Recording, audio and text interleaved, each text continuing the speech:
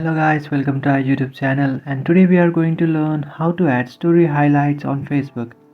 So if you want to add your story highlights on Facebook, what you have to do is first of all you have to open up your Facebook application, and after opening your Facebook application you have to tap on the three bar icon which is on the top right, and then tap on the profile icon which is on the top. And after tapping on your profile icon, now you have to tap on the three dotted icon which is on the right side of your screen. And after doing that, now you have to tap on the third option, archive. Now you have to tap on story archive, which is on the top left.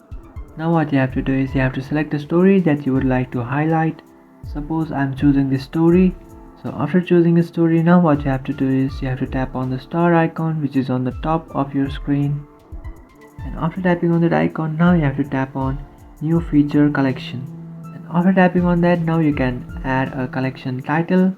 And after adding a title, you just have to tap on save which is on the bottom. And after doing that, now you have to come back to your profile page. And after coming back to your profile page, now you have to tap on about.